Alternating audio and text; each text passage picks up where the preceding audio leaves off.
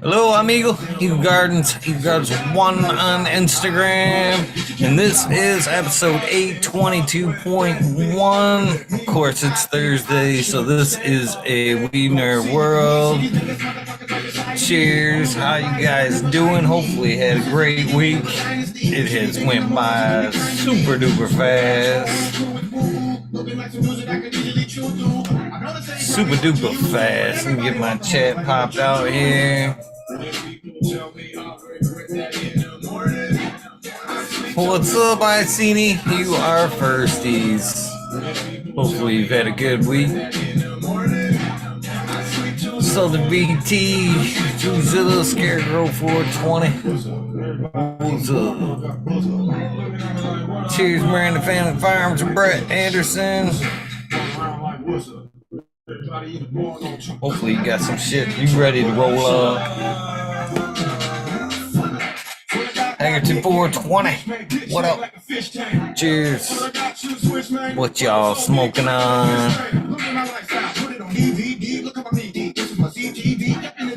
I gotta do a little bit of rolling myself. I am unprepared. 9 o'clock came up super quick. What's up, Spring? Cheers to you. Cappuccino and weed. A good combination right there. Mr. Smiley. What's up, J-Rock Cultivation? I'll sleep till noon. I'll sleep till noon. Kingfish. What's up? Keeper of the Strains. Cheers to you. Yeah. What up, Eagle? What up, Mr. Smiley? Sitting ass Friday Eve. Oh, I'm ready. Dabbing already. Taking the dabs already. Oh, yeah? Were you judging another thing or something? Uh-huh.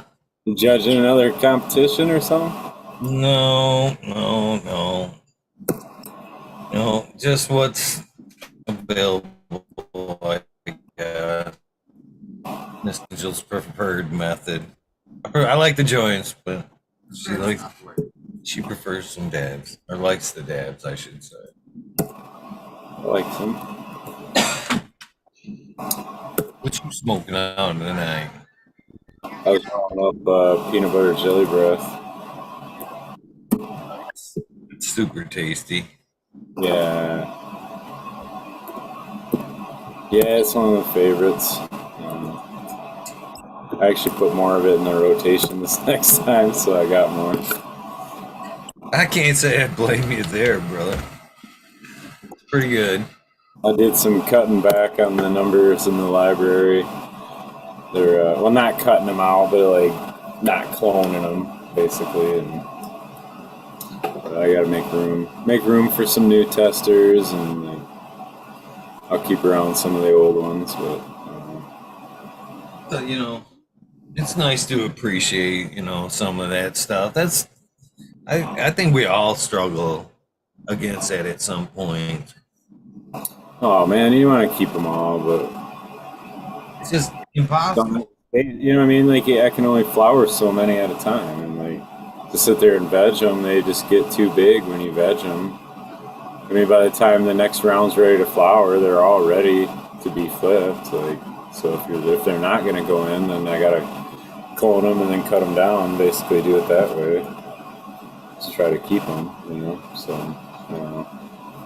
Well, then it's kind of like what you're hinting to a little bit right now is like once you do keep them like going around like that, you're only flipping like one of them because it's getting too big, and you want to take that clone and start the next cup mother.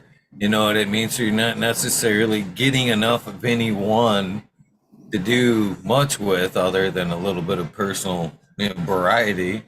I guess personal is the goal these days, but in past adventures it wasn't always for personal.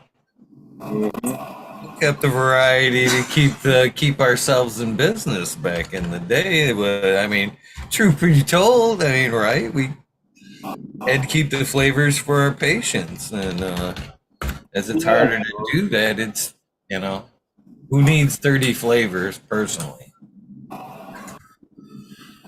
I was gonna say yes and no. I like hunting, and you know what I mean. I like hunting phenos. I like trying new shit. I like popping new shit.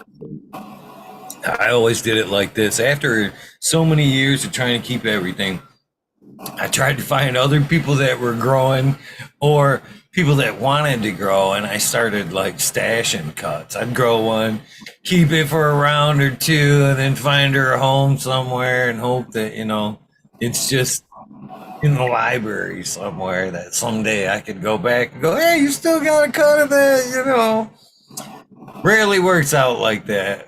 Because it's always, oh man, I thought you were going to keep it around for a while. And you're like, no, that's why I gave you the cut. And it's always something stupid why I got lost. But Yeah. I don't know if they were like keeper cuts though. You know what I'm saying? Like, and I got more seeds of all the ones, so it'll be good. Okay, alright. I can revisit it if I want.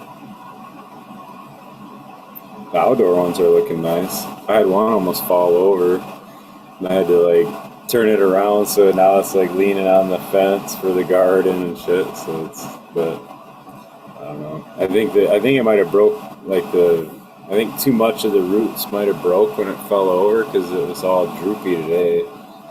So I watered it. We'll see if it's popped back. If not, I might just harvest it. so I was actually seeing, I posted a link that I watched this thing on cannabis flushing yesterday. And they were saying different approaches about flushing or what they would call flushing. If there's any real science or pluses to flushing a plant, there is a lot of negative things.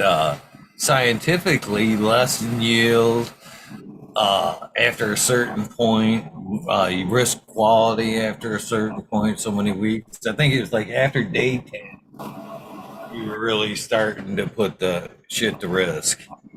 And, but one of the things they were saying there that I thought was interesting is they were talking about, again, stress. How many times I've talked about like stress fucking during flower, letting them bitches flop like that. And they had a bunch of good white papers about that little bit of time there where towards the end where that stress, that flop, and a little bit of like just kind of like making them starve a little bit would produce good things. You know what I mean? But they were saying, yeah, stressing the plant through that late flowering definitely created a higher quality of flower, and as always, higher trichomes and higher trichome count and a higher terpene profile as well. That's a little bit of stress. They were saying the stress was more beneficial than the flushing ones. That. So they actually even did a thing side by side too, where like quality of smoke and stuff like that for seriously flushing and stuff like that, and they didn't find any loss in quality or how it burned, it being flushed or no flush. They did a few different styles. One where the cannabis wasn't flushed at all, 1 week of flush, and then multiple weeks of flush. They had side by sides, and the multiple weeks of flush, they were again kind of less yields, less quality across the board from a longer flush period, straight out flush period. What they were kind of implementing in that little study that they were showing is the beneficial was not necessarily bigger plants, but more smaller plants. They said the smaller plants you would get overall bigger bud size, more quality, and and a quicker flowering time. So they were just saying smaller plants, quicker flips, you Yeah. know, more quality across the board, and then trying to do the bigger plants, bigger yield thing. Across the board, they said a plant that when we push our plants to produce a bigger yield, we were definitely, pulling back in quality across the board. Huh. That's interesting. But it was a pretty good watch. No, I'm pretty excited about these. They're pretty loud and smell. The backyard kind of stinks a little. It's like it doesn't stink, but it's a pleasant smell. It's like How different fun from to share it with everybody. Excited to share it at the next event or whatever. yeah. Show it off. How much bigger of a profile difference than the indoor runs? I haven't run these indoor, so I don't know. Actually, I got their clones running indoor, so I'll find out in a little bit. But yeah, they're all tester seeds of the Purple Punch Backcross 2, which I've been really happy with. They're really consistent and really similar, like plant structure wise and all that. So there were a couple outlier phenos that were, visually different, but for the most part, they were right on the money. Pretty cool.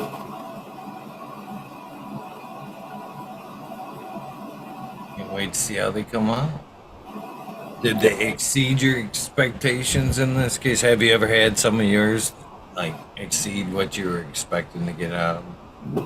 These are close, man. I've been really impressed that, like, holy shit, like it actually works. Like the idea, it was the Purple Punch clone to start with, and then that was pheno that Tiki Madman hunted way back in the day. And I got it as a clone from State Genetics, like shit when I started my room, basically. Fucking, it's delicious and I love it. It's like it's a killer cut of the Purple Punch, anyway. So I had an outcross to I had that high Mac that was that I was growing at the time, which was high school sweetheart to Mac Stomper, I believe. And the Mac Stomper was the grape Stomper to the Mac. And but yeah, I did an outcross with the male to that, and that made the high punch. And then I did a male from that back to the Purple Punch to make the back cross 1. And then I took a male from the back cross 1 back to it, and then I just did that this year to make the BX3. So I have a Purple Punch out there that's hopefully got some seeds in it. I don't know, man. The pollen was weird on that boy. That was the only thing I noticed. Is like normally they like, I don't know, they like dump. Like you can see like you can kind of tap them and they're fucking when they're ready. You know what I'm saying? And you see them like you just little tap and they'll just poof. We'll see like a little poof, pollen. And I'm like, oh shit, But these I never saw that. Even shaking them over the plant and shit, I never saw it at all. And like some of them, I don't think they got pollinated. There's still white hairs and shit all over the bud, dude. Like I don't think it got pollinated. Like It's just funny to hear you fucking say. I mean, it just seems still so foreign. I hope it got seeded. I hope I got seeds. Trying to do them outdoor because this guy I know always talks about how he thinks the outdoor breeding is going to be somehow better. Yeah. I think so, man. I think so. Standing by my guns on that. Even willing to argue with Ed Rosenthal over it. Yeah, he made that. He's like, you know the answer to that.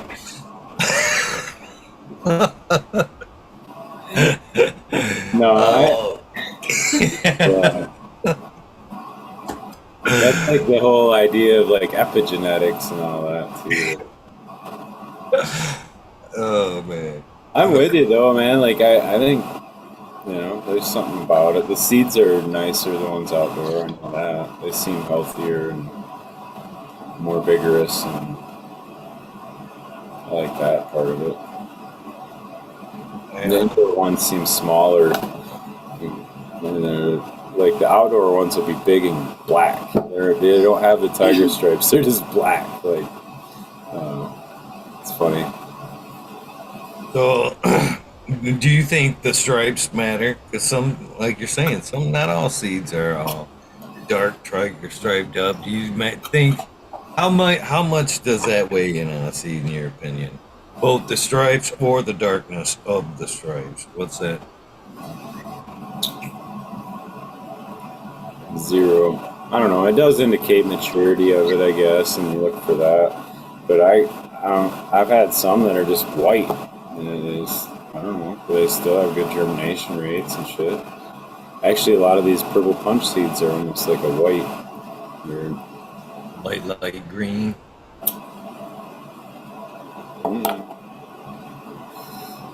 No, just like, yeah, they almost, you'd think they'd be immature or whatever. They're like the white immature looking ones.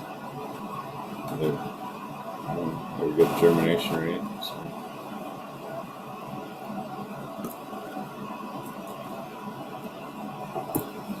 Nice. Still haven't come up with a name for tomorrow's show, you guys. I'm looking for interesting ideas.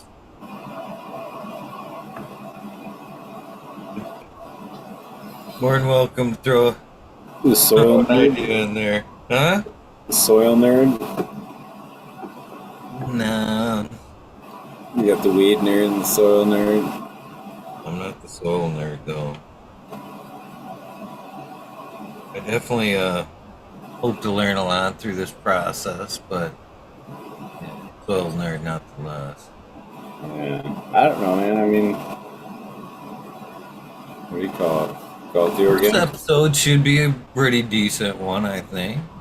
You know, it'll be you, myself, the future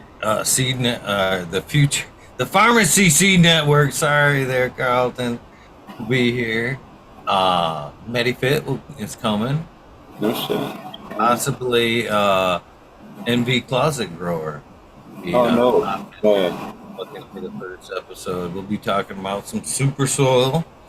That's cool. I'm a big fan of Envy. He's cool as shit. So we're talking about doing this every other Friday. Not an every Friday thing, but an every other Friday thing. And but yeah, we haven't come up with a name yet.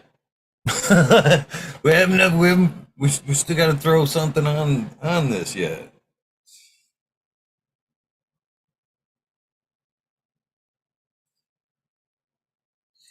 So I'm all open for ideas from yourself, from chat. You guys have a good name that you'd like to see it called? Weed Nerd Roundtable. You know, it's kind of funny you bring that up because call it Blood, Bone, and Stone. Pedro is doing a Friday gig now. Variety, I think is what he's calling it. Pound Variety, something like that. But in the title of last week's episode, they definitely called it like a weed tube or grow tube 2.0 is how they were trying to sell it. So I guess Pedro may be bringing back or is attempting to bring back the grow tube round table, like in some shape, way, or form on Friday nights on 9 o'clock. I know it's on his channel. Huh. So yeah, it's interesting to, you know, I got a lot of respect for the old tubers. I guess we That call was a dope show, man. In its heyday, with like sub on there and all that, was dope. It's a dope show. Rideable. And when Mendo Dope did the opening track for it too, that was sick as fuck. Yeah, they were some great episodes back in the day, for sure. Yeah. I mean, the big argument, like, organic or not, that was pretty heated. A lot of that shit back in the day. I think the biggest bummer about that is fucking YouTube and whatever reasons. I think there were some personal reasons with Diego there or Doggo, depending on what kind of what do you call that Mandela world you live in. Because it was Diego at one point, but it changed to Doggo, depending on how you're looking at that. Uh, I think had a problem with work or something like that. So they ended up taking down the videos. So a lot of that fucking good information and shows that we watched back in the day are fucking. I don't think they're gone. I'm sure somebody's got them. You know, one of the tubers have got them. But yeah, they're out there somewhere. I hope so.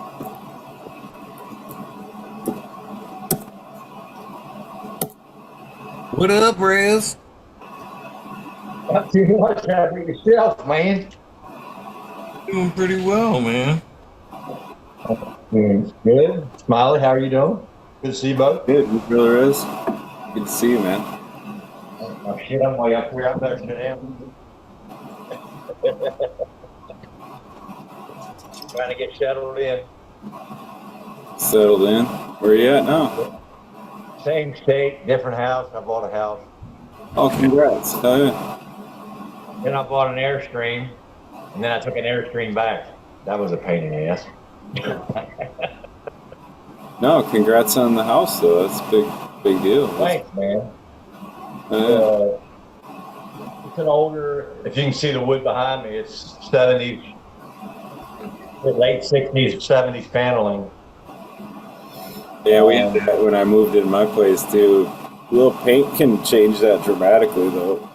I was watching videos last night about washing it and what kind of primer you have to use and painting over it. I'm sitting here right now, I was just scrubbing cabinets because it's only got 5, 6, 7, 8, 9, 10, 11, 12, 13, 14, 15, 16, 17, 18, 19, 20, 21, 22, 23, 27 cabinets in the kitchen. Only? It's a 20 by 20 kitchen. Nice. That's a lot of space, though, man. I mean, if like cabinet space in the kitchen's always a plus, isn't it? Especially if I want a can, right? Sounds like we're gonna have fucking holiday dinners at Rez's house, that 20 by 20 kitchen. Holy shit. Oh, yeah. That's dope. So, kind of like a kitchen dining area, like you could probably put a little table in there or something. Nice. Oh, yeah, man. That's awesome. Kitchen's always been, in my fucking opinion, the most social. You got the living room, but the living rooms are outdated these days. People don't sit around and watch TV and shit like they used to. Most people fucking gather in the kitchen for either a meal or they spend that time, you know, every family putting together the meal, talking while you're cooking dinner, and you know what I mean? That's Right.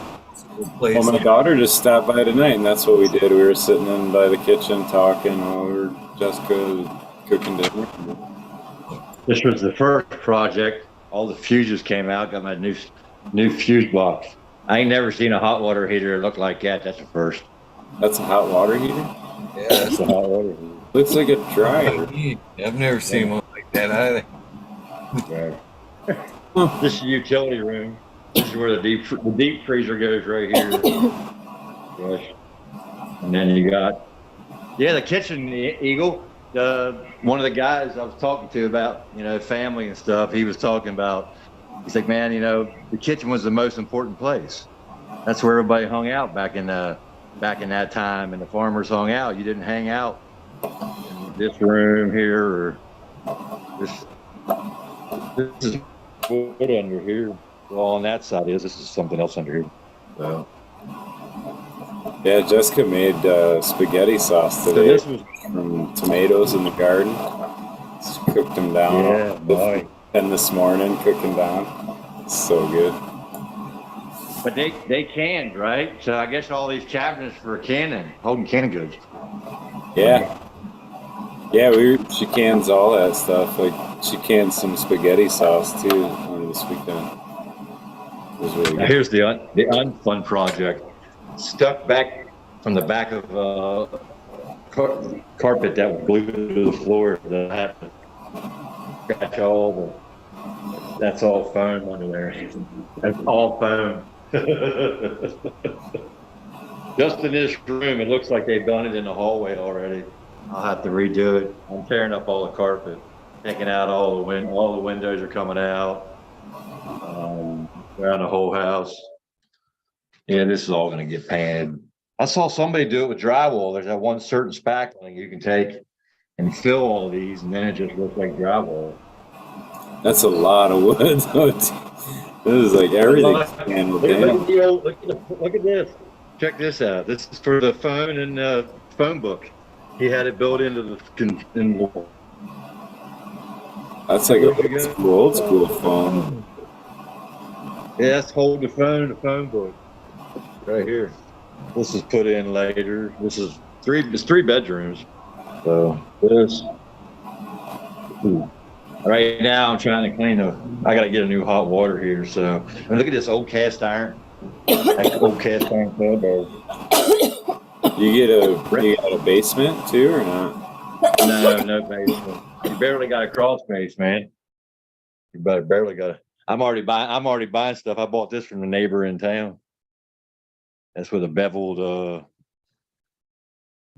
mirror in it. So I got all my grow stuff in here. I got everything in here now. That's why I was wondering, like, scope out which one's gonna be the room. Oh no. Well, I got a 15K solar array coming in. Like 80 panels, 60 or 80 panels. Oh, really? Yeah, man. I got an acre and a half. It's my well house. Up there's my garage, barn. That's concrete floor the whole way. Concrete's probably 30 by 30 at least. Solar array is going to go right back in that corner back there. They kept the 24 acres behind me. I wish they would have sold me the 24 acres behind me. That thing's out of here. That whole pole, man. That's what happened, man. The power company pissed me off. So, you ever had one of those where they just like, we can control you? Are you there? Can you hear me now? Yeah. Oh, okay. No, yeah, I called the power company up before I bought the place, and I was like, I'm looking at buying a house, and I want to see about getting your permission. I want to see what's got to be done to get that transformer out of my backyard. She's like, well, it's feeding power to the house, right? I said, yeah, it's feeding power to the house. But I don't want it there anymore. I want it underground. I want it going. So he's like, well, I don't know if we can do that. It's like, I don't know if you can do that. I said, all right. Yeah, we'll send an engineer out. I said, okay, I appreciate it. I said, I don't own it yet. I'm closing on it Friday. She said, oh, we'll send an engineer out after you buy it. Okay, and I hung up the phone, and then I drove back out to this place, and my neighbor across the street stopped and gave his wife my phone number. We're the only two neighbors. My next neighbor's about three-quarters of a mile that way, a mile that way. And I was like, oh, no way. Forget that, man. I said, I went back into town. I called the power company up. I said, is it legal to disconnect the power in this county and with all you guys? She's like, well, I don't know. Same people I talked in the morning said they couldn't do it, right? She didn't wish about doing it. She was giving me a hard time. They put me on hold for 5 minutes, finally transferred me back to that lady into the engineer's office. And she goes, what do you want to do? You want to see about, you want to go solar? She said, well, I don't know if you want to do that. She said, here, let me get to your map and see what your map is for the property out there. So she told me exactly where all the electric is. She could have done it in the morning. So this goes to here, this goes to there, and that goes to here. And she said, yeah, you can do that, but you don't want to do it. I said, I'll send an engineer out. Well, when the engineer was supposed to call me, by that time, I already called a guy called SON Electric, Sun Electric. Sun Solar. He's already set a bunch of big ones up for people, some homeowners. He told me exactly what it cost me, exactly what I'm going to get. He's got these people's aerial pictures where he's taken, but he's showed their system, but he's got all their system and their data going in, showing what they're pulling from the power. The only bad thing is the TVA doesn't they don't do net metering, so it's not worth to pay back the company. They only pay like 2 cents a kilowatt or something. So they don't pay the Tennessee Valley Authority, who created all the dams years ago, and they got all the power for all the nuclear and all that stuff. They're building their own fields unless you have, I think it's a minimum of 20 or 200 acres by a transmission line. They don't want you hooked to the grid and helping them out. They don't want homeowners doing it. And I'm like, so he come out trying to talk me out of it, telling the stuff. He shows up when my solar guy's here. Right. Well, actually, my solar guy pulled out after about 3 hours. The electric guy, that's the guy who did the electric here. He's coming back. He's ordering all the stuff next week. Coming in, we got trenching coming in from the road. We got trenching going to the. I'm taking all that power down. I said, put it all on the ground, man. I said, he said, what are you going to do out there? I said, I want a mini split. He said, you can put a mini split out in your garage. I said, you can put a mini split out in my garage. There you go. That's what we can use that 30 amp breakaway for. I said, you already got it. There you go. I said, he's putting me a new AC in. Once you find somebody good in construction, you stay here till you're done. I want you to stay here till you're done. So I got him before he got any other jobs. Now he's got a couple other people calling about other solar jobs. So yeah, they're going to put 8 steel beams 4 foot in the ground to put it on one array facing south. And I got nothing but cornfield behind me and south. I got nothing across that field for a half a mile, nothing but corn and soybean. And then over here is only one tree I'd like to see go. And that's just like in the summertime, late in the day sun. But yeah, so I said, just put the batteries in, put enough batteries in. I don't pay the grid nothing. And the guy said, you're never going to get your money back on this, the engineer. I said, I ain't doing it for that reason. I said, I'm doing it right now so I can get rid of you. I said, I don't want to need you anymore. Not the way you guys talk to me on the phone. I don't have to anymore. I don't want to put up with it anymore. I said, enough rich men north of Richmond. We can have one less getting rich. I said, if it costs me, it costs me. I said, if I want to sell the property, I said, I'll get my money back. People moving into this area, they'll buy something that has the solar. Maybe the ladies won't like this right now, but once I paint it, maybe they will. I bought it to stay here, right? But you never know what happens. It's 6.5 miles that way to my parents' old house from my driveway, and 6.5 miles the other way to my parents' grave. So either way, it's 6.5 miles back to where they were or where they are. And 13 is the day my dad died on. So seems pretty right to me. Seems pretty righteous. So I'm happy for now. I got a neighbor who came out of Illinois. He's a retired iron worker. He's a guard dog. he's like, if you got anybody in your driveway ain't supposed to be there, he said, I'm just let you know. He said, I'm gonna be over here. I said, that's fine. I appreciate it. So anyway, I appreciate it, man. It's nice. I haven't been in a house in a long time, man. I spent 10 years in that camper, but I was happy about it, right? So where do the lights go? The lights go in the garage. The lights go out front. I got LEDs already running out there, so I'm gonna start hanging them up. I'm gonna start planting vegetables. All What's kinds of the vegetables. first seed drop? Is it Salmon River going down first? Salmon River. Man, that's an old strain. You remember that? Moose and lobsters. Moose and lobster, Salmon River, grapefruit. Yeah, I need to get those grapefruit F4s tested, man. I wish I'd have had some of those sectioned off when I put the pouches when I came to Michigan. I'd have handed a lot of those out. I could have handed a lot of them all out. That's the damn problem. I didn't do anything. Yeah, you got to bring the seed swap material, man. You got to get prepared. Like Because Kazoo does, dude. He's got like a fucking fisher, like a tackle box full, ready to go. He's got multiple tackle boxes, You did too. You're the one that had baggies, and that. like, the black pen, Sharpie pen or whatever, ready to label everything. It's funny. He's You also had the seed, right? the seed swaps are cool. I think, I don't know. It's a cool idea. Like meet up with buddies and fucking check this out, check that out. I don't Yeah. know. But Eagle, I need this red state to become a green state. That way I can grow other vegetables.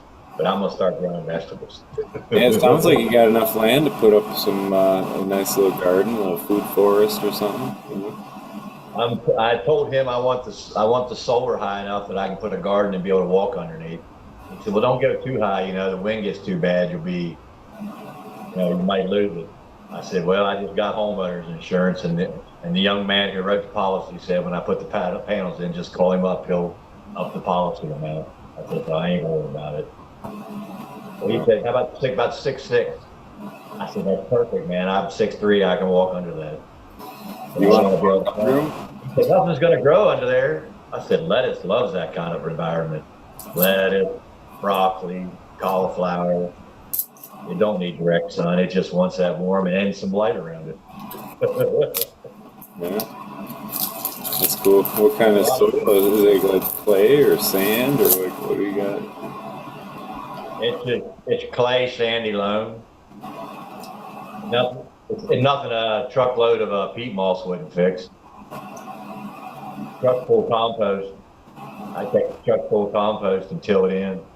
Just take half a cup of soil and we'll mix a half a cup of water and shake it up and let it settle and it'll layer out to what you got. Really, I've never tried that.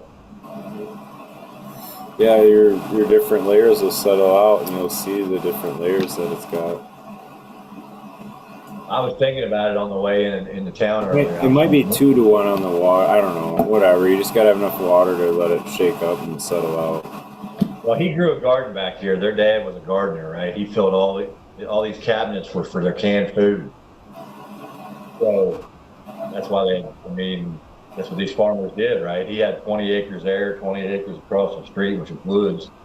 But he farmed in his backyard. He had his set. I have a big pecan tree. I have looks like a small plum bush, and I already got the apple fertilizer because I have the one I talked about the other week. What is it? The crab apple. Crab apple is a pollinator for other apples. So I'll leave that up by the barn. Put in some apple trees. Uh, Probably some maybe I don't know plum, probably maybe plum, peach. Peach will work here. Plum will work here. Just about anything in this part of Tennessee. It's a pretty decent area for that stuff. They just don't get a lot of rain, but they say they don't get a lot of rain. But I got good well water. Besides it being high in copper, because the old copper pipes, you can pick that. Yeah, I'm looking forward to some big gardens. And yes, you can everybody come down. There's plenty of room for camping and extra bedrooms. We could set up a band out. We could set a band out here. And nobody would care. My neighbors would not care. I mean, this road out front. If a police officer drives across it, he's probably 80 mile an hour. It's a back road, but they call it the highway from this town to this little town. And it's like, yeah, it's a highway. I mean, the tractor trailers are hitting the 70 in front of my house. And it's only a 2 little tiny lane road, but there's some stretches on it where you can just, it's one of those Tennessee roads that goes like this. Well, especially when you go this way and you go to Paris. Like I was in Paris today where the Eiffel Tower is. There's a little tiny miniature Eiffel Tower. That's about 15 miles from my house, 17 miles from my house. I'm only as a crow flies, probably 10 miles, maybe 15 from the Kentucky border. So a lot of traffic up here. You go right over here and you're basically in mini Nashville. Everybody who's got any money's got a place on the lake over there is that the river, on the Tennessee River. So they got 40-foot, 50-foot sailboats over there. I was like, damn, I didn't know where I was living. I never realized, in this area you had that kind of that big of water, and I just didn't pay attention to it. Big water close. So What's up, Vets Grow? How you doing?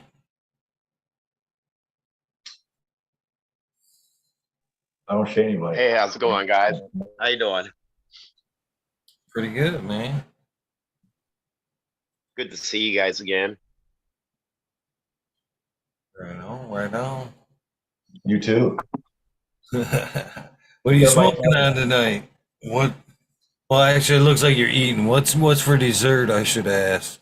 The wife made some homemade cinnamon buns or rolls or cinnamon rolls. Pretty good, pretty good. Yeah, I'm smoking. Well, I don't have it in the Puffco yet, but we harvested a lot of cannabis this year and had a lot of hash balls, scissor hash. I stuck them in, made them nice. I don't know, you want to call them temple balls or whatever, but I popped them in the fridge for 4 or 5 months, cracked them open. Man, they smell really good. So I've been putting it in the Puffco and in a bowl, smoking it like hash, kind of like Sub used to do. Sounds good. But what are you growing with? What do you grow with?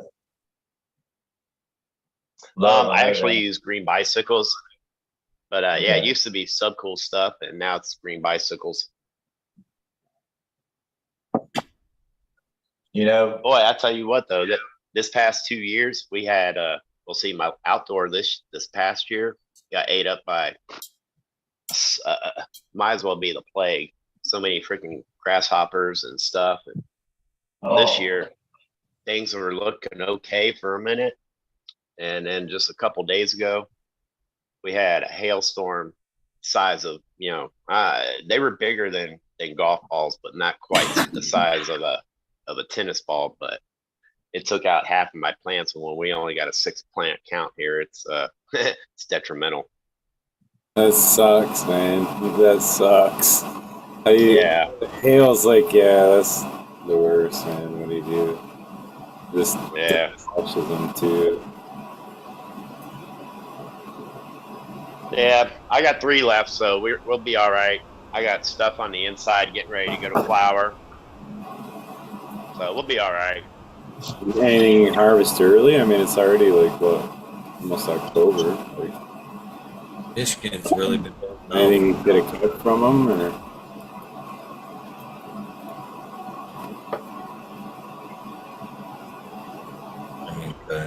I was just saying, yeah, I think Michigan weather's really holding out for the outdoors growers, man. It's been a nice fall so far. Not a lot of rain and super nice weather so far. If it keeps up. How many people risk it though? I mean, how many people are pulling for convenience? How many people risk the biscuit? You know what I mean? To let it go just a little bit further. Well, I wish we had some rain. I'm literally in the driest part of Oklahoma. Before we got this hail, we didn't have any rain for 4 months, and then 4 months ago we got about 4 inches of rain in a day, and it had been another 4, almost 5 months before we had rain before that. So I'm having a real issue with water out here.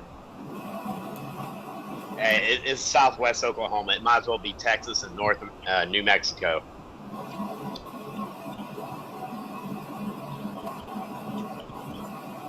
Amish growing, man. You know what the Amish don't use? Pesticide.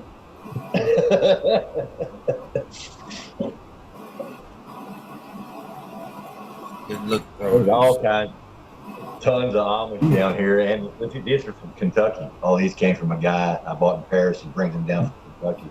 What are them, zucchini and peppers? Yeah, yellow zucchini. This is a one sweet pepper that I liked how ripe it was. 25 cents for that big pepper. That's cool. Right? These are what are those heirloom tomatoes or I forget, Cherokee. Cool. Nice, man. And everything's dirt cheap, man. And I was leaving, paying him. And I didn't buy any of these. And sweet potato too, sweet potatoes. He ran over and grabbed these and didn't even charge me for them, right? And he said, "Oh, you got to try these, man. You didn't get it." He said, "This guy, man, this Amish guy, he just grows the most perfect tomatoes." I said, "All right, man. I'll take and try." He said, "Come on back." I said, "I'll be back for more, man." Hell yeah, man. Vegetables that were grown without pesticides, give it all day long. Yep. Hey, Rez, if you don't mind me asking, where you at? West Tennessee. Oh, okay. And you said you're about 10 miles from Kentucky? Kentucky. 10 to 15 miles south, depending on where the straight line bends a little bit. I used to live I used to live in Crossville. Crossville, Tennessee? Yeah. Yeah, was Cookville before Crossville going east? Or was Crossville before? I used to run that road every day, back and forth. I can't even remember. That's up in the hills, right? Yep. Yeah. That's a weird place. You have what, 6 roads that are all called 72, and they all come together and they all go 5 different directions. That's all right. I live on the road. If you go north on the road I'm on out here, it's the whole road. This whole road section of it, north of one road, is that number south. So if you get on the GPS, it says turn left on this route south. And I'm like, I'm going north, damn it. I'm not going south. You have to get all the way below highway for it to be that number south. I'm like, I'm okay. You damn rednecks, worse than me. I'm a redneck too. Come on. You get me lost out here, man. I live out here.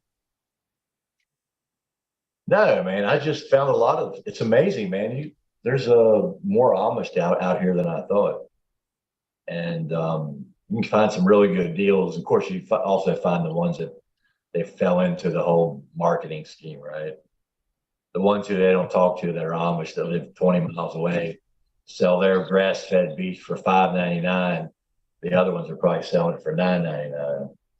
Jason Line 512 wants to know, is Amish Weed Nerd a thing? I can only hope so. Well, I guess I'll tell you what, if there's an Amish mafia, there's got to be. I was gonna say, dude, I seen a documentary on that. There was an Amish mafia thing where they were like running weed from Mexico into Canada, and it was all like they get through the borders and shit because they're just like, just come on, who's gonna search the Amish guy? Like, That's kind of funny, right? I've never thought about a horse and buggy going by loaded. yeah, the guy was some big ranch in Mexico, wherever, when they were trying to interview him. Instagram. Oh, sorry, John. There was one that came up. Oh shit! I gotta find a battery charger. I don't know. I'll be dead. My battery will be dead. Anyway, how is the weather up there? Beautiful. Yeah, we've been lucky. We've had really nice weather. This weekend's supposed to be nice. I heard the weather, they were kind of talking like most of October is going to be kind of nice. So. What's the temperature? 70 today, right now. Hold on, I'll check. They were like 74 and 60 night. It's supposed to be 80s this weekend. 53 where I'm at right now. Comfy, man. It's comfy weather. It's still short weather outside tonight. It's probably 78. It's not too hot where you got to run air conditioning. You know what I mean? You can have windows open and shit. I got the air conditioning on and the windows open. It's actually comfortable to just have the windows open and like chill. I can't sleep. The crickets are too loud. You're not used to the country? I never have been. Even when I grew up in the country, I wanted a fan to block it all out so I could sleep. I'm a light sleeper. If anything's out of ordinary, I'm up. If I'll hear it. I'll be up. I don't know why I'm up, right? But I'm up. So no, I don't want to hear the crickets. I don't want to hear I mean, I can sleep in it, right? But I got to be tired. Then you're going to be real naked. Then I'm going to really want a hard day's work. So I'm just whooped and I can go to sleep, right? But if you don't have a hard day's work, you go to lay down with like crickets and everything. I'm just like, I'm listening to the crickets for the next 3 hours, right? I'm talking. Supposed to count them. You're supposed to count them. I'm talking to Jesus, listening to the crickets because the crickets are loud. Counting crickets a thing? 1, 2. It's like counting sheep. Yeah, you could be. I had one cricket. I bought an Airstream. You guys got to hear this. I bought a brand new Airstream, right, in Louisiana. And the guy said he'd look over it, right? He said he'd make sure it was perfect when I got there. I went down there, wrote the check for it. Look, didn't like a couple things on it, man, but they're like, they're all like that. I'm like, they're all like that. Okay, but this doesn't seem quality here in this little tiny thing. He said, that's just a gasket. It's no big deal. He said, you can get it fixed. And I let most of that go, and then I went up the road with it and I took a picture of it and I sent it to my brother. He said, it looks like the side of that thing's dented. Well, I had I didn't buy a big one. That's a 22 footer. And it had like a big section where there was no windows. So it had two of them. They had pressed deeper where the rivets were tighter. So it looked like it was big dimples, which made it look like it was dented. Well, I got back and I'd settled in. That's okay. I was fine with that. It's not airplane. It's not as quality as an airplane going down the road, but it's not an airplane. But then I started finding little shit here. I went inside, 2 rivets on the inside, not even there. 1 rivet just hanging loose. Pieces of metal on the door where a kid could grab, where they've cut to meet the lock on their metal, just sharp. And if a kid would like this and grab it, they just cut their hand open. And I was even that could be fixed. I got past all that, and I had it on the second day, the first day back, and I got on my hands and knees, and I'm scrubbing the floor, and I went under this little cutout in the sink, underneath the sink, and they didn't even run the vinyl all the way back. By this long, about 6 inches, it went from nothing eagle to a 1/2 inch cut away with a big V cut out, not even back to the wall, and I went, nah, I had it. That's enough. I said, this is ridiculous. So I called them up and told me I wanted my money back. And they're like, nope. I said, you're giving me my money back. He said, nope. And we went over. And I just kept on adding to the conversation, right? Adding to the conversation what I was telling this guy. 2 days later, he was like, bring it back. I'll give you your money back. I got down there yesterday. He didn't give me all my money back. He gave me all of it back with the price of the hitch, the labor for the hitch, and the accessories.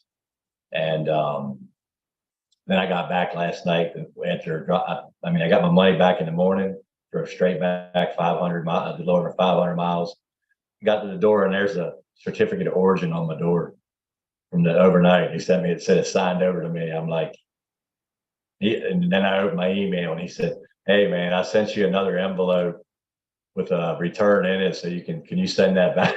And I went, oh, really? I went, sure. If you pay me for the labor, I'll keep the parts. I'll eat the parts. You pay me the labor back, and I'll send you. And you apologize for lying to me. I said, I'll send it back to you. I ain't heard nothing yet. They'll probably just pay the fee and get another certificate of origin. But that was ridiculous, man. I would never recommend an Airstream. I thought that was the cream of the crop, the top of the line, the best you could buy in a camper that was already set up for season, all the tanks heated, tankless water heater, everything. I mean, it had all the bells and whistles, it had stereo inside, it played, hooked to everything. Had a nice bed up front. It had a blackout windows that you can see out of. And no, man, I told the guy, I said, when I bought that 4Runner right there, made in Japan, it was spotless. There was nothing wrong with it. There was no doors that weren't perfect. There was nothing, not perfect on it. It was perfect. Well, he said, this is an RV going up and down the road. I said, for that kind of money, it better be as good as that car. You shouldn't be selling it. He said, if I send RVs back, if I asked Airstream to take this back, because I delivered campers before for a living, and they reject them. He said, if I rejected one like that for Airstream, they'd take away my dealership. And I didn't say it to him, but I'm thinking, oh shit, you know nothing about the money. It's all about the money. Not even the quality is just out the freaking door, man. We grow cannabis, you dry cannabis, you share with your friends in cannabis, you're growing it right. You want to give it the best that you could do. But that machine right there is not the best that they could do anymore. Whatever they changed from over the years. My nephew, after looking at it, and I'm telling everything to him, and he bought a used one back in January. He's like, Uncle Kyle, he said, I'm glad I bought an old one. I'm like, well, I'm glad you did too, man. Anyway, that was an interesting experience on a something you would think would be right. So it was a new model that was short for flooring. It wasn't refloored. New one refurbished, or older one refurbished. No, it's a 2023, brand new, never titled. They threw in 2 extra batteries, through 35 AMGs, and then I told the guy, that's one of the things when he said he'd take it back, is I said, the last lady who rejected, I guess she found all this stuff. I was distracted basically, right? By trying to learn everything, and the guy who was showing me everything, I didn't catch that stuff until I left. I didn't look at any of that. It just, with bright starry eyes of buying a new camper. I haven't had a camper since Dad died. I sold my camper, and now I'm getting one that I was going to put it back here and do an Airbnb, right? I'm doing all this electrical work. I figured I'd put in a charger for electric car. I'll buy extra batteries, so I have plenty of battery storage. Somebody can do an Airbnb. They can come in and use my charger, and there's people in this area with electrics can use my charger for a fee, and I wouldn't be extraordinary on it. I'd just be fair, probably cheaper than they buy it anywhere else, and they could pay for the Airbnb. They could freshen up. They could take a shower, use a toilet, take a nap, or stay all night long, but also charge their car in the process. And that's what I told the guy. I said, I might buy another one. If I told you I was buying 2 Airstreams from you, Eagle, wouldn't you want them right? Wouldn't you were going to make the first one right? But you thought I was coming back for another one? Yeah, you would always think. You would think. They don't. It's disappointing. For a I'll minute, tell you what, if I'm going to buy something if I buy something brand new, there better not be a damn thing wrong with it. Yeah. They use all kinds of excuses. When he said what did he say to you yesterday when I was returning it? That not the salesman who gave me the money back, the other guy. He was like, it's dealing with these winds going down the road, and you just want to come back. So is the car, and it's beating all down the road, bouncing all over the road. So is the car. Sure, bed can come off, and sure, if you don't remove the covers on the sinks that are your sink covers, that are your extra counter space when you're not using them, sure, they can bounce off. Put that shit away. But everything else in that camper, it better not move. Or you better have a policy that if it does do that, you're readjusting stuff going down the road. Because I drove a tractor trailer for almost 8 years, and I can tell you what, that tractor trailer didn't rattle apart. Trailers didn't rattle apart. You spent $75,000 on a trailer, or $100,000 on a trailer. The first thing is going to break is the damn reefer on it. Just before it would go out, before the damn bolts came out and before the rivets come undone. they've been through enough. What do you mean the reefer? Come on. What are you talking about? Huh? It's because you don't maintain them. You got to bring them in for maintenance. The reefer will be fine. Well, yeah. When I didn't even think about it, and I guess you don't, or maybe I was just ignorant. It's too flashy for me in the first place, right? An Airstream, I knew after I bought it, I was like, oh, I'm the wrong guy for an Airstream.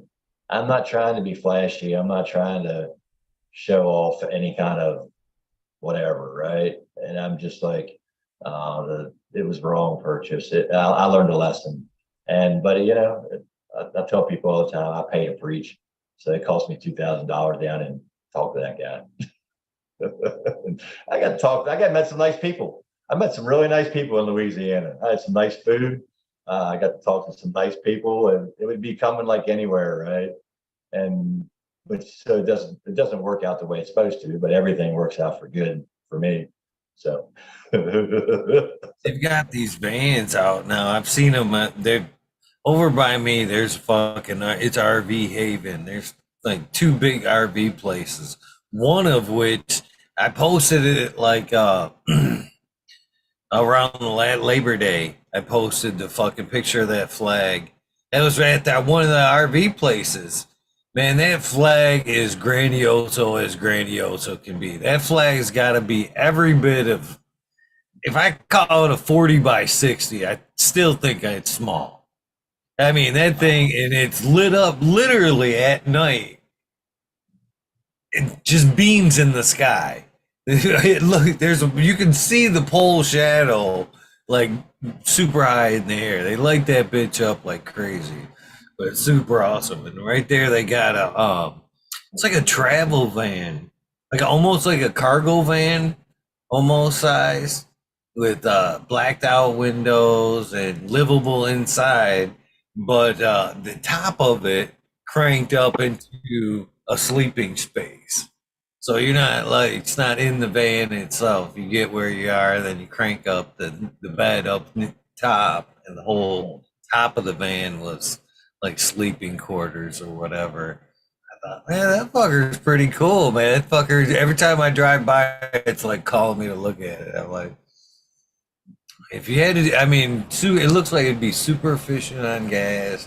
Just like, yeah, it looks perfect. Funny you say that because we just did tune-ups on the heaters for 2 different ones of those type campers. They were Mercedes-Benz type, like you say, cargo van, and they're converted all over. One had a sink in it. Shit, it was pretty cool. 250,000. There was a Mercedes sitting there yesterday. It was a conversion when I was turning mine in. He said, "Look Yeah, at I that." bet they're not cheap, especially it's all decked out with all kinds of like a motorhome or whatever. I bet they're not cheap. Yeah, the van. But this was his sales point to get me to like the Airstream. He said, "Look at that." He said, "That Mercedes." He said, "That's 250,000." He said, "You see the top of that with that fiberglass and all the waving in that?" He said, "They don't even make that perfect." I said, "Well, that's bullshit." I said, "That ain't right." He said it would cost $350,000 if it was the other way. I said, "Well, it should be $350,000 then." He said, "Well, we wouldn't sell them all." I said, "Then it's not about it's not money for you."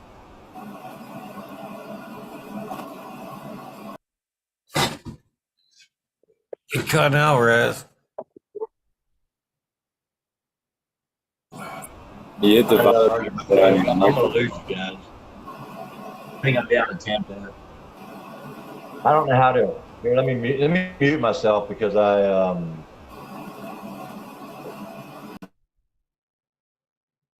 Cheers, everybody. Hey, I did see the when you were on with Miss Jill, you had it as that was talking shit with Eagle. That was wasn't Jim? Did you have it as a wormhole?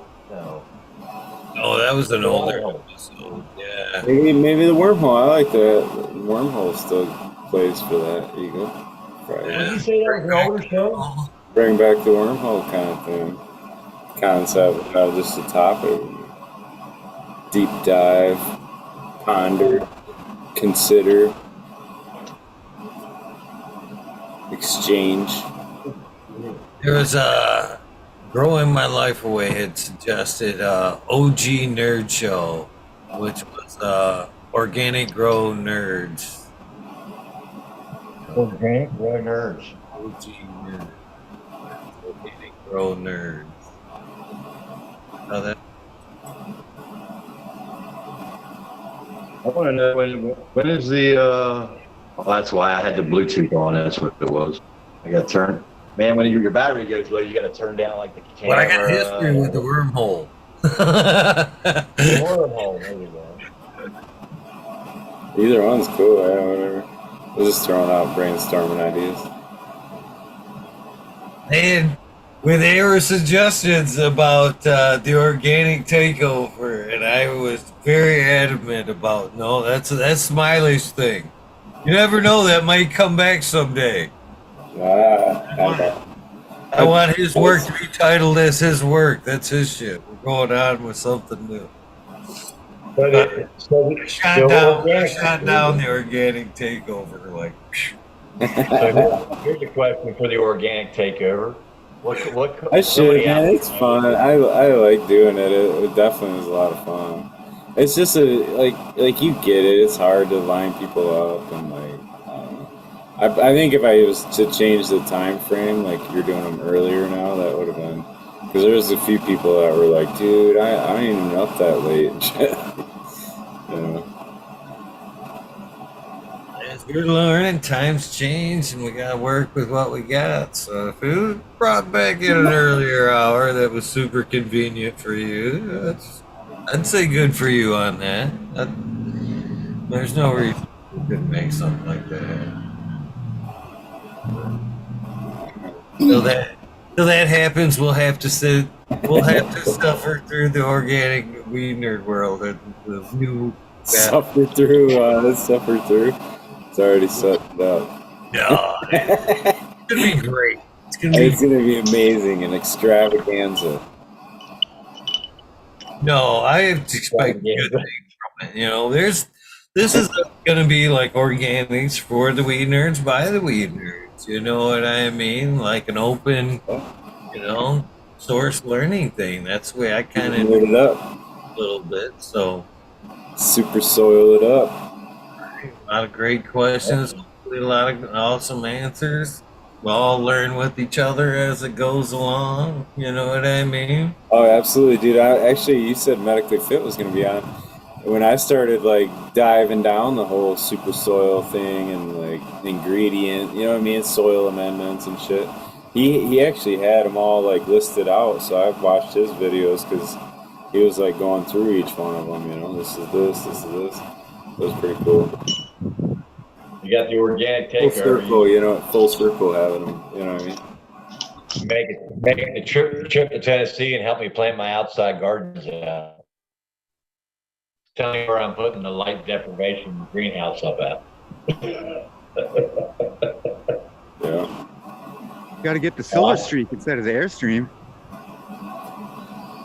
What's the difference? I want to do. I feel like I need to create the awesome bird. What's that? I said obviously the awesome bird is a seller for me. Yeah, that's cool, man. That's cool, man. What's with the hardcore name? So like, I figure I'm gonna dive into anonymity a little bit. Did you get a haircut now or what? No, I don't have it. Yeah, I don't know. Got to change it up a little, toughen it up. You know what I was thinking when I bought that Airstream? I got something now sleeping in all these fifth festivals next year in Michigan. Yeah. You'd have to. You'd have no excuse then. But how do you do that and have a big garden at your house in Tennessee? I don't know how you do that. We got to get Miranda Family Farms out too for one. Or do like an East Coast trip or something. When is the next festival? Eagle? What's the next festival? The next what? Is there any more events this year? The Sun Grown event at Country Roots. Halloween. There's one down Oh, it's 10 minutes. 10 minutes north of Grand Rapids. Oh, dope. We're 28. It's the next Gems and Genetics event. The outdoors, indoor. So it's outdoors in a big tent, heated outdoor tent. Be a good time. That You gotta have a medical card to get in. 21 and over. 21 and over. Oh, there we go. And I may or may not have tickets to give away. I don't know. That's all right. See I how don't that. need a medical card. I'll just lay out. I'm bringing myself. We're going to buy a carpet next year, Lord willing, and I'm still alive. I come the next year. We're just going to go somewhere and buy a big old carpet and somebody can take it home when we're done. Big, great big carpets out. Everybody lay out on it at Clio. I'm glad you came to Glio. I mean, this Yeah. Oh, yeah. for a small event, I still think it was, you know, very an impressionable event. You know what I mean? As far as like a good example of what events can be around Michigan there. For a small one, that's always been, at least, you know. You could have had all those people who are sitting in that tent. You could have had tons of more of them just sitting out on that grass, right? Laying out a rug, laying out. Yeah. There's been there 500 people sitting there. Cloud cultivation's always been through a great event all these years. It was nice to see them. They made a representation down at the Capitol today. There was an event down there, a little harvest rally. They were calling it basically caregivers setting up on the lawns there. Gotta give it to the brave souls that go out there and try to pass some flour on Capitol on grounds there, but I wish I could have made it. Life has its ups and downs. I just couldn't do it today, but gotta respect the good people, my buddy and the rest of them that made it down there. 100%. Oh, yeah. What's that, 2 hours for you? An hour and a half? In Lansing? I'll do it again. 2.5? I would have I that. figured you'd be freaking that way. You don't have snow yet? It's not snowing there.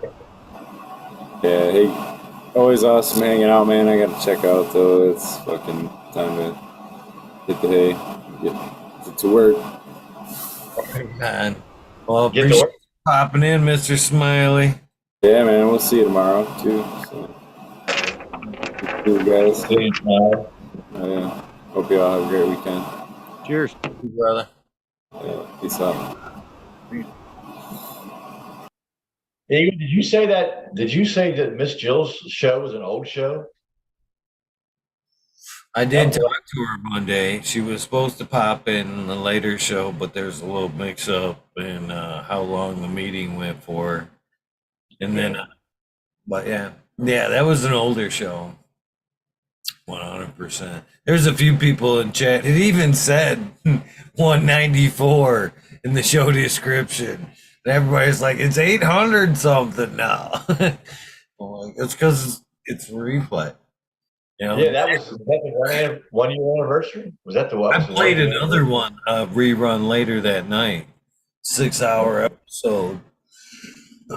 Somebody was nice enough to report 3 of 5 shows Monday. Thank you.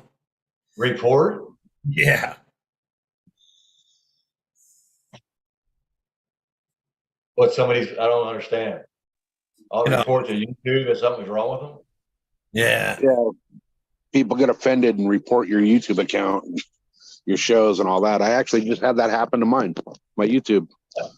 That's because you're always telling me to go, well, fuck you, it's okay. That's why. No, they reported one of my videos for racial issues. What?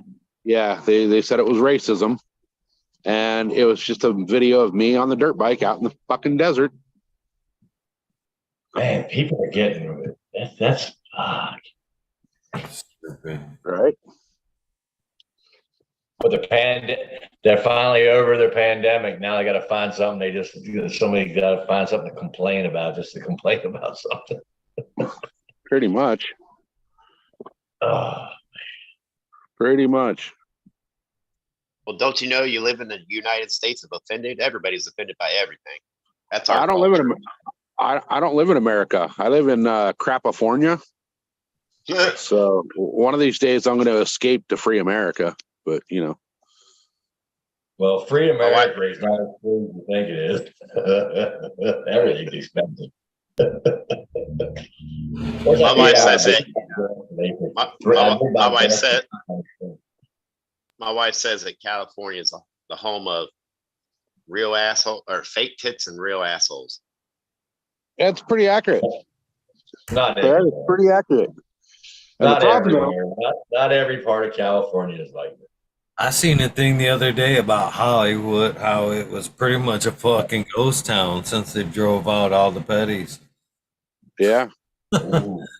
Well, I've been saying for a long time, if you went from from San Francisco, you start at the coastline right there, go inland to the mountain range, the Sierras, down to LA, and then back out to the coast and cut that section of California out, let them either sink or float away. We'd be a complete fucking redneck state. That's about right. Because I lived in the high desert for 5 years, and I can tell you what, ain't nothing like in the high desert in LA. It's two different worlds down there. Well, they got that fault line out there. It's eventually gonna rupture one day and just slide off on into the water. I hope so. I lived almost on top of it. It's all right. Yeah. I love California, actually. I was tempted to go back there, but the damn taxes are too high. Ryan, how long are you going to be able to let them go? And what do you got? You got a few going. How are you going to dry all that shit? Oh, we got room. We'll find room. We'll build a building if we need to. I love that can-do attitude. Right off the bat, we got room. We'll make fucking. Oh, yeah. I got a big shed you can hang it in. My different Cheryls. Starting to fucking grow some donkeys on these things for hemp plants. It's hard to see them at night, but I think they're starting to stack up. That looks nice, man. Oh, yeah. Oh, they're really stacking up. Like this one over here is getting pretty fucking donkeylicious. Is that hemp? It is. That's the wild stuff. Since 1946. Wow. That's wild, man. I ain't never seen wild cannabis in the wild. 80 years worth 80 of years. Well, since World War II. Oh, okay. What do you mean since World War II? So they had the Hemp for Victory drive, they called it, during World War II because we had the embargoes. We couldn't get our hemp anymore from China or where the hell we got it from. And so the army gave a whole bunch of farmers in Minnesota hemp seed, and they built 11 hemp mills in Minnesota. Yeah. And there's patches of this stuff.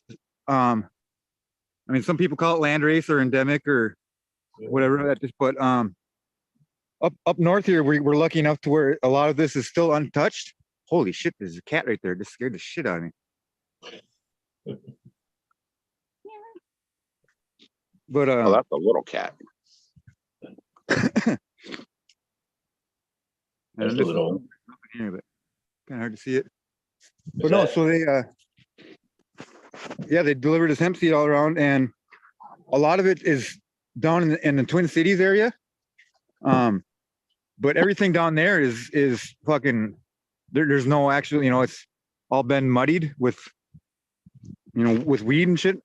So, but up here, we're lucky enough to have a lot of these that are still they're basically IBLs. I would imagine, I guess, is what they would be called. But like how they've got the really. I was just going to ask you. So, like what you've got here, do you still let those open pollinate, or is this something that's been pulled off away from So these have been wow. These haven't been touched by human hands since until this year. That's They nice. they just keep popping up. I don't see any herms. I've found no herms on them yet. Look at No that. I nanners. love that. There might be some late season nanners. I don't know yet. But Look at it standing up. Right there. Look at that. I know the stuff. Look at it standing up, man. I know the stuff can go super late. But That's I don't beautiful. know. But I have been crossing it with everything in her brother. Like here we've got blueberry muffin. Then there's Blueberry muffin. You got males? Blueberry muffin male? I did. Oh, There's more blueberry muffin to that one. And then I've got Amy Aces crossed to it. I've got Tasmanian skunk by Subcool. NL5 Haze cross to it. Brandon Russ Triangle Kush by NL5 Haze by Lime One Bat Cross. Then there's some TKO by Look at that. Flow by TKO. Dang. That's This got one's some got weight. piles of seeds on her. And I don't know. They're I wasn't necessarily expecting too much of them. I mean, it's kind of cool because I've seen the plants around for years. Like there was one year back, I'd say I was maybe in my early 20s, where there was one plant out in my dad's backyard that was that just grew to be a monster by one of his outbuildings, and I grew it out, but I didn't even really know how to cure it or anything like. But the smell, stuck with me in my memory, and certain ones of these have that smell that's just I can't describe it. I'll have to send samples to everyone for free, just so they can taste it. Or like this one here, has got a really thin bud structure on it, but it's just super fucking sticky. Like, really? It's stuck in my hand for just a second. Thin leaf cultivar. That's a thin leaf cultivar there. Oh yeah, there's some really sativa there. Well, I guess I was watching something just the other day where they were saying with the a line that's been an IBL or whatever. Yeah. They'll tend to have the skinny leaves on them. Okay. Or like the one or two, 3 finger leaves, like these right here. They don't have any. It's just a 3 finger. That's as big as it gets. 3. No, the same plant's got. I mean, there's a 7. 5, 7s, and 9s. Did I see a little bit of bud rot? You got any out there with 13 or 15? Not that I'm aware of. There might be. I think a lot of them usually they get up to about this. Like here's a 7 again. Oh man! I mean, some of my wheat plants are a little bit bigger, but these ones, I mean, 11 and 13s. That one's. This is another one of the skinny ones again, where the skinny buds. And that right there is 9 feet tall. That's a land race. That's one of the ones that came from that 80 years. All of these are all of the big ones. All my tiny plants are weed ones. Okay. And these ones on this little hego bed I haven't done any training on. Yeah. That's why you're not gonna be able to see the bud too well, but they're frosting up. It looks like it. That's why it's shining white like that when in the light, because it's got frosty on it. Or like this one here. Oh yeah. It's got purple looking. All the leaves are turning purple on it. It's hard for the light to pick it up. I like that. Man, I tell you what, I like the look. This one's getting some chonkers on her. But I mean, I imagine I'm going to let a lot of it go until 28 degrees I can guarantee they'll survive a 32-degree night. Because a lot of times what'll happen around here is we'll get that 32-degree forecast and everyone goes and chops their plants down. And then we have 2 more weeks of fucking 60-degree days, you know? And yeah, because like we got down to 42, I think, like maybe 2 weeks ago or a week ago. And I think it's 65 is the low tonight. Man, I've seen plants in the mid 20s and the 30s and in the high desert. And as long as they didn't have the heavy water on them, those guys they kind of stopped, right? And they just, as soon as they would get any heat or anything, they take off a little bit. There's ones I had outside. Yeah, they're really susceptible to bud rot. And if it's a cold day if it doesn't warm up right away. But I mean, I'm getting it every so often out here just when I get budworms. Yeah, budworms. Ugh. Moss. But I mean, there's ones that I got around the perimeter here so on this, these are basically big hugel beds right here. I mean, they're just piles of logs that have been here for fucking 50 years. Yeah.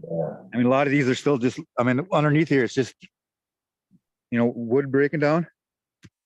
But there's also really fluffy soil where it's been breaking down for a while. But like this bed here,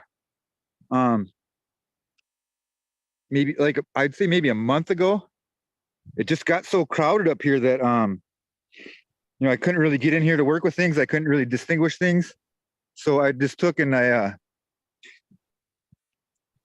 transplanted all of these ones here. There's 1, 2, 3, 4, 5, 6, 7, 8, 9, 10.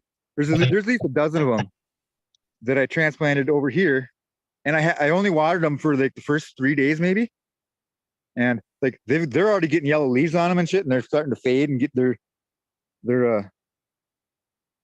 hairs on them are changing color already and shit. But I couldn't bring myself to fucking ferment them. This one's got some different structure on it, but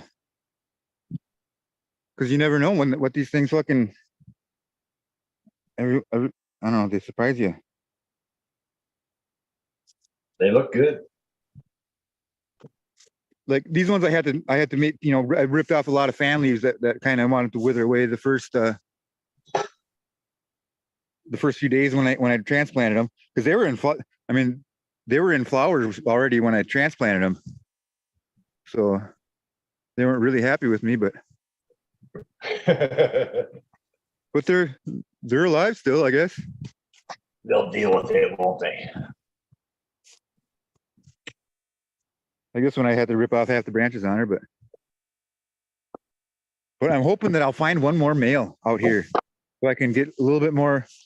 So I've only got maybe maybe a couple hundred seeds or so that are, an actual, that I crossed, with the male hemp with Daryl, I call the guy. You can't see through this thing anymore. Used to be all spindly and shit. Crackhead ass going and fucking playing with plants. And that's a natural one? Yeah, this is a hemp one. But I took in like the branches, like this is like a 6 foot long branch maybe. And that were just growing outwards like a regular plant. But I went and I took off all the bud sites and most of the leaves on the bottom here. And I left a couple little sporadic ones there.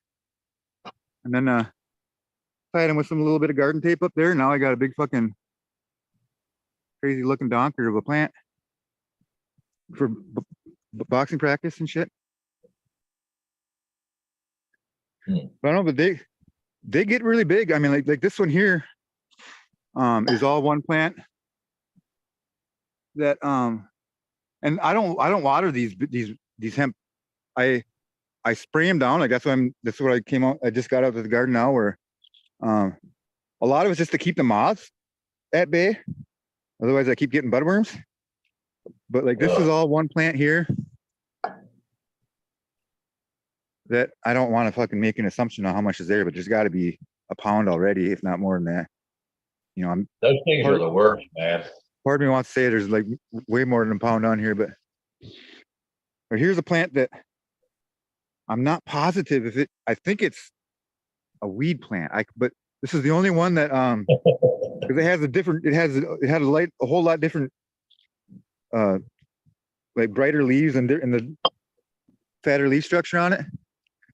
And this one's just finally fucking catching up where I mean there was barely any buds on it a week ago. But I can tell that she's gonna fatten up just nice. Or this whole thing right here is all one plant. And there's a lot of colas you can't even see on it that are bigger than all the autos I've grown combined. Oh, there comes the major. Oh, I said autos, yeah.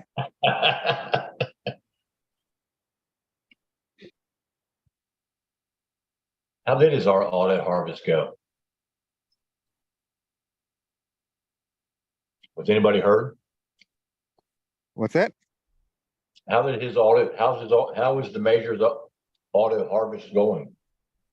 I do not know. I imagine he's slaying it. He seemed to be happy the last time he was on. You guys got fungal hyphae in your garden or what? All right. Oh, nice. I can grow mushrooms out here. I got some coming from a fucking certain badass individual from the community. Some adolescents, I think they are. Some wood-loving shit. Nice. I got plenty of rotten logs out in these woods to. Oh yeah, I wish that. I'm sitting here looking at this heirloom tomato thinking, that's a lot of seeds I need to dry out. Yeah. Well, because you never know. So like, the seeds can lie dormant for like, it's got to be 20 years. And Really? I mean, 10 for sure. But like, you serious? Oh yeah. I didn't know that. Holy shit. Because something has a hard shell to crack. Out in nature, it's called the latent seed bank. It's not just cannabis. There's seeds from 50, 60 years ago sitting out here in this front yard, but it takes a certain amount of so many days of moisture and this and that. It has to get down so deep and this and that. It's a lot of stuff. But yeah, you're right. Yeah, go ahead. sometimes right on, some of them you got it. Like, I don't know if it's going to be the case with these ones. I kind of doubt it because I've popped a lot of the seeds already. But cool. Some of them you got to like put them in the freezer before you plant them, so they have that cold treatment or whatever they call it. But all of these were found. I mean, like this one is in situ, is what you would say. Mother Nature planted that one right where she is, and same goes for most of these ones. But I'd have to like really study my earlier videos from the year to know which ones they are. But in any case, like at this spring there was they were all growing a hop and a skip over this way. Then like this one, I'm just waiting for it to fucking herm on me because it's just spindly and a piece of, I give it no love. This thing right here, they're just still holding on. But don't you think back when they were doing that, they'd have been calling stuff like that to get it out, and all the ones that were big like you had, they'd be keeping. Well, it's one of the hardest things. It's one of the hardest things for an animal breeder to do, is to come to terms with that. Not everything meets the standard, and you have to cull it. Yep. Oh, believe me, I've culled a lot because I pulled so right in this area here, basically.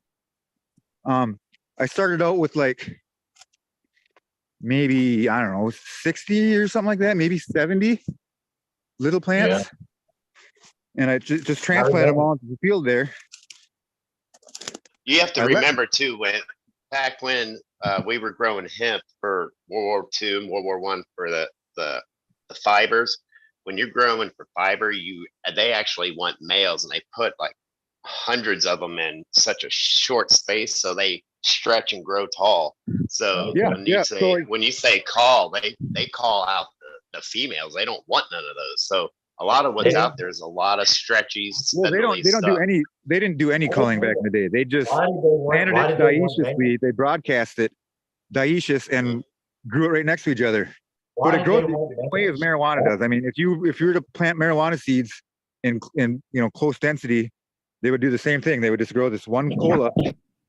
Like this one here, this vegetation here was a lot thicker earlier in the spring.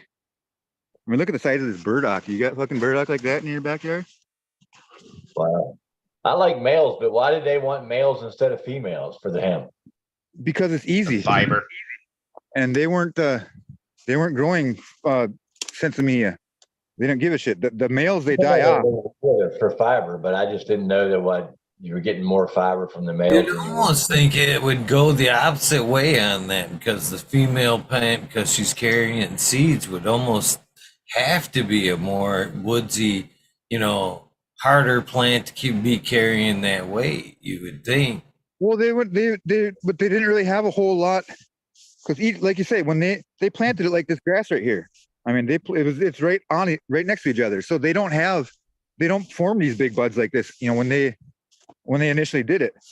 Like I've got a whole bunch of black and white pictures. I'll screen share one of them in a little bit here, but like they would only grow, a little, maybe a bud like that at the top. Well, maybe a little bit more than that, but yeah, they didn't grow a whole lot of buds on them, and they weren't growing for seed production because they just, they already had their seeds. They would get their seeds in bulk from, the army gave them all their seeds. I want to say a lot of them came from China via Kentucky is kind of the story I've been hearing. But it's like I said, I was going to say something earlier. That's what they did back home where I'm from in Kentucky. They broadcasted them from a helicopter, just chucked them out and it's grown wild out there. Yeah, but like I say, if you take a marijuana plants and you grow them right next to each other, they grow the same way. It's just Yep. These ones got terpenes that you never tasted before, and they're cannabis flavor right down. Not 10 miles from my house. There's a tobacco processing plant. And some of these have got a whole lot bigger stems than other ones. Like if I were choosing for fiber production, like this one's maybe only is a nickel size wide at the base, where this one's wider than a 50-cent piece, and they're just growing right next to each other. It's just well, is that a thing too, where just the actual fiber itself is on the outer side and the inner side's like just cellulose or cellulose wall? The herd is what they wanted, is the fiber that's on the inside of the plant. So what they did back in the day is they would chop them all down. They'd like sickle mow them basically, and they'd all lay down flat, and they'd let them rot, they called it, where they would actually let them rot, where the outer layer would just rot away in the field. And because the dew in the morning would do it to it. And so like lay one of your plants down for a few days and see what happens. And but like there wasn't that much bud to speak on. They're basically just like really big lollipops with a little, they'd be 14 feet tall with a 1/4 ounce of weed on the top of them. But they'd lay them down, and then after the week or whatever the redding time was, then they would take them and they'd flip them over and kind of like turning hay in the field. And then once that outer layer is rotted away, then they get brought to the decortication. Well, give me a bunch of those seeds that are hemp that grow like that, because my buddy in town who bought my excursion, he's got one of them canopy helicopter planes. Well, what do they call the ones, the guys who float around with the Agnes Beckett's got her hand up for some too. Propeller. I'm having spread it to the cornfield out here to outgrow the corn, all the GMO corn behind me. I'm hoping to have quite a bit of them. Like I say, I'm gonna do some more scouring and see if I can't find a male. I just went today and looked through the woods again, and I found a one female that was like 6 inches tall. Because when they're in the undergrowth of the forest, they don't grow to be monsters. They're survivors. Like I say, this stuff here, it's been here for, since 45 or whatever. So it's fucking with 80 years or something like that, 80 some years. And they're resistant to shit. I mean, they don't, they're, like I say, I don't water them. I just spray them down to get some of the bugs off it, or the moss. The moss. Those things are nasty. They will ruin a nice bud really fast, man. They crystallize it. They just go inside and they're like, we're just searching and eating all this thing, and then you get out to the bud and it's like ours. It's like they dried it, right? They sucked it down and if you catch them quick enough, though, usually they'll only take that. You'll just have that, maybe the top inch or so of the tip. They like going for the tip. Mm-hmm. I don't know how many. I probably pulled off 24 of them in the past week. Is pretty much when they've been happening. But I've also been really lax this past week as far as spraying them down.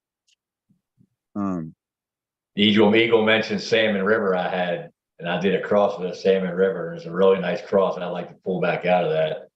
And I had that one out in California. I didn't have it covered, and they just hit that thing, and I saved a lot of it, man. But it was like, wow, I never saw what those things did before.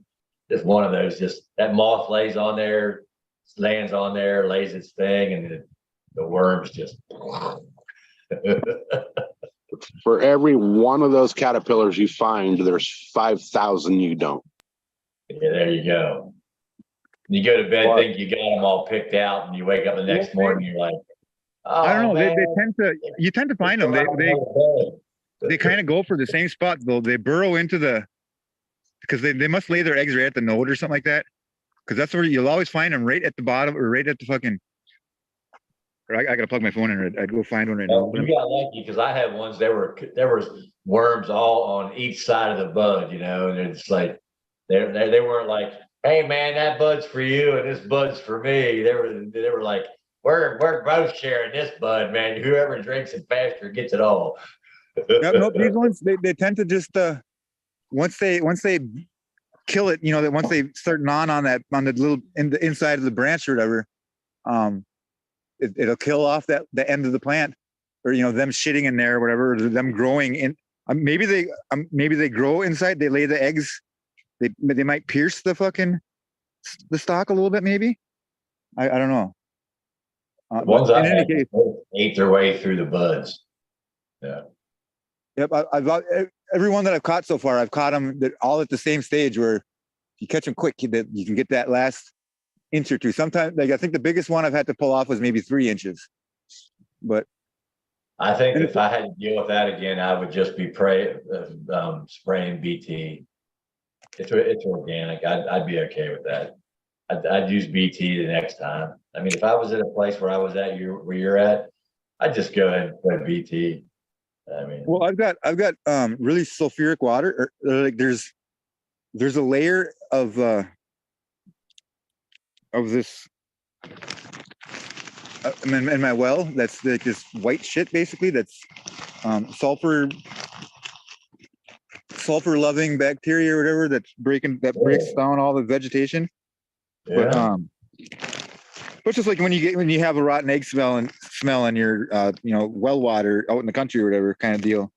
If I fill up like barrels, or if I fill up fucking a reservoir and let it sit for, or like my well's basically a cistern, it's got like probably like 350 gallons or something like that. And if I let it sit and settle, so all the clay and silt settles to the bottom of it, it'll be clear water that doesn't smell.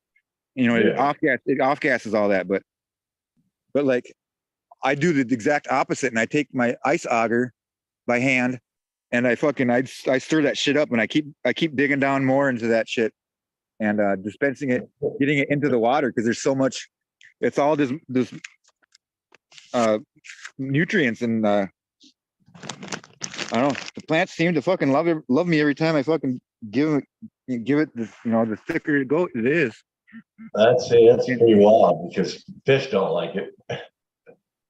I mean, sulfur. I mean, you hear people spraying sulfur on their plants to clean them up from bugs. So I mean, sulfur water. It's not. I mean, it's got to be a different form of sulfur than what maybe. Like, what if I take this and like see this water? It's. I guess I don't know. You can see the end of the hose damn near in there. That it's at the bottom of the tank. Where, if I were to just like when I stir my fucking shit up here,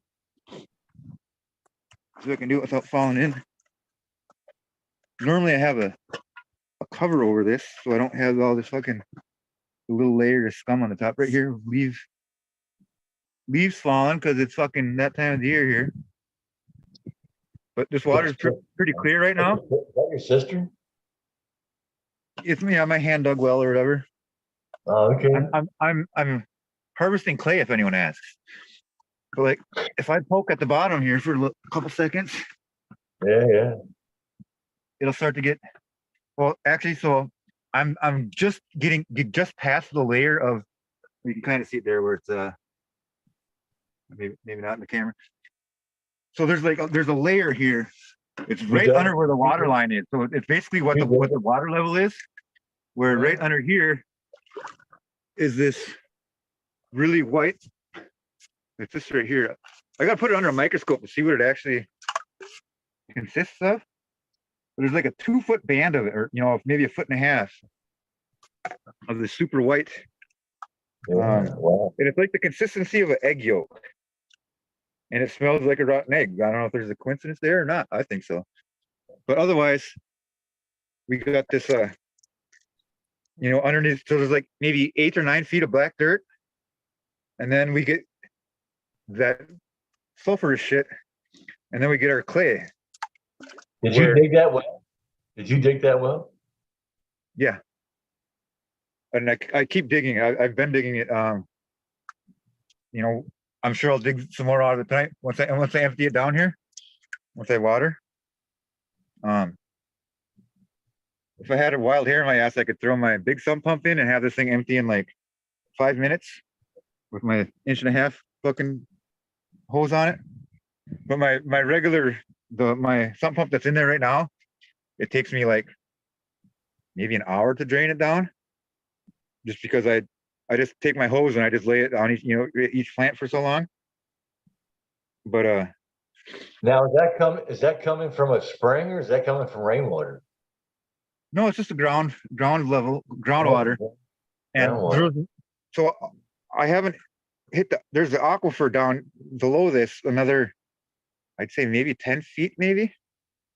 Because I'm just starting out. So this is what the bottom of is right now, is this clay type material and I'm actually going to process it and make clay, where there's a certain process where you just basically you dilute it in water and you let all the particulates settle to the bottom of your water, and then the clay stays suspended in the water. And you pour off the clay, and you just keep doing that until you just have pure clay. And then you actually let the last step, you let the clay settle. Or I don't know. I actually haven't done it. I've been looking at how to do it. There's a pillowcase to like the last stage, but you can harvest clay out of like black dirt in a lot of places even. I might even just stucco the walls of this with this shit, just because. Why not? I learned something new tonight. There's a chunk there, but you made me feel like I'm a kid again at the bank of the creek, scratching off clay, thinking I'm going to sell it alongside the road to somebody. And it's my plan, or not. I don't plan on selling it, but I do plan on making a lot of it. Because this stuff's We had it, man. You could dig clay that you could build stuff off right off the banks of the creek, man. But it is really easy to refine it. Well, like so over here. Hold on 1 second. Wait. You know what's really cool is down in that hole, you get to see different layers of time of carbon material that's being built up there. Yeah. And even though all that little channel down through to there has a lot of what I was just saying a minute ago, that laden seed bank, there's so many native grasses and native seeds that he just brought up. That's going to bring up some really good mineral-based soil with those laden seeds, and they're going to explode in green growth up there. It's really awesome. Like this is the center leaf of a pot leaf that I was just farting around making 2 days ago, and it didn't break. It's not rock hard yet. I just broke it with my hand, but that was just from digging up there's a layer of just the right consistency shit right here. And this was I had a big satellite dish here that was my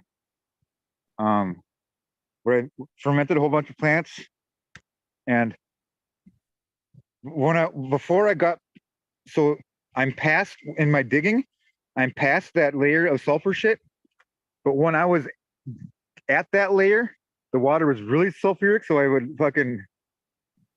I just tended to I'd fill up my little reservoir first and let it off gas overnight.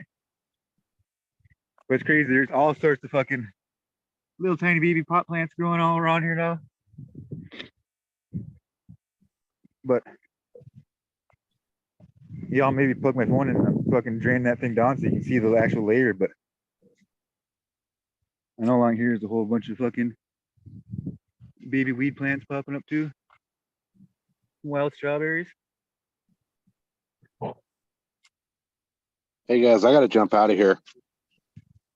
3:30 in the morning comes quick, so I gotta get going. So Eagle, fuck you for having us.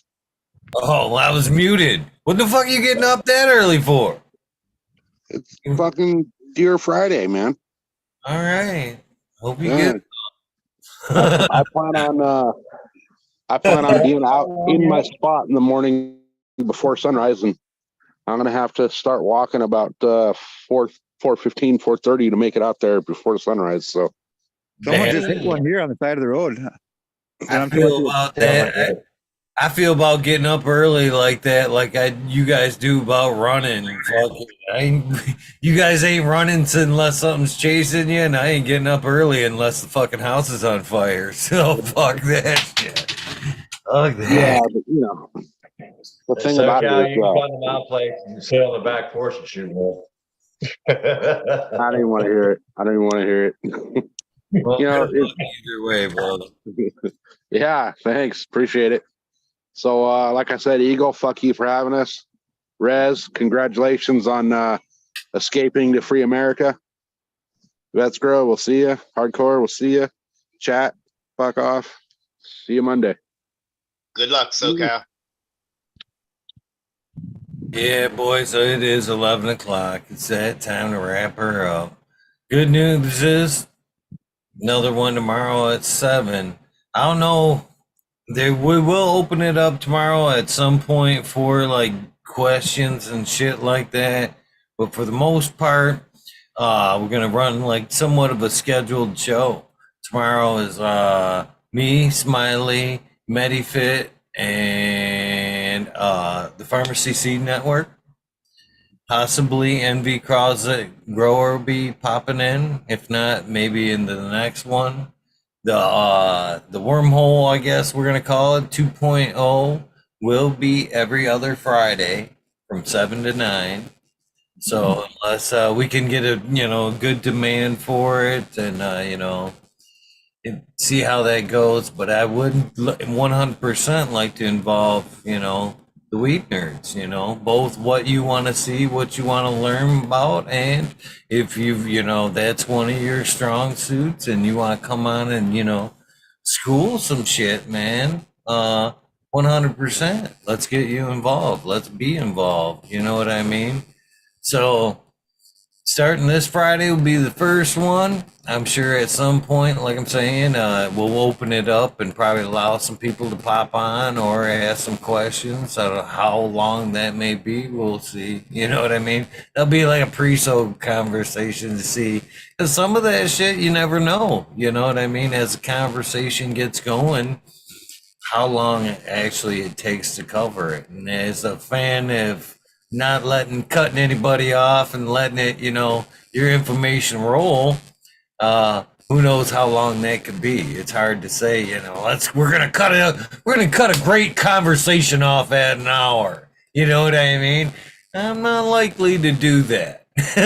You know what I mean? I'd rather let the information flow as good and as positive as possible, and then let the questions or whatever come that way.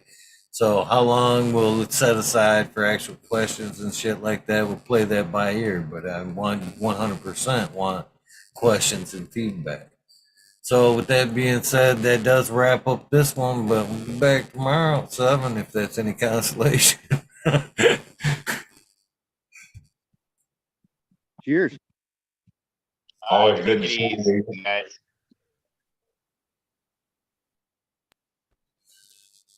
I got one question. Are you still running? Yes. I'm letting the body heal up a little bit, but I'm 100% running. Just take it a little bit easy before I bear down again for a second round. Body 100% called for. So. All right. Well, I'm looking forward to being in the next race, man. Oh yeah. Thank you, Raz. Yeah, man. Love you, brother. Later. Cheers. Ryan, things are looking good, brother. Hopefully it'll keep stacking. Next year it's going to be 1/2 an acre of cannabis, of marijuana, for $500 license. That's it. Isn't that fucking ridiculous? That's awesome. Yeah, that is. Oh, yeah. All right. Well, you take care. Take care, everyone in chat. Right on. We'll see you in the next one, man. With that being said, that does wrap up this episode 822.1. I hope you guys have enjoyed this one as much as I have. And again, I will see you tomorrow, 7 p.m. Eastern Standard Time. I believe that makes it 4 p.m. Pacific Standard Time.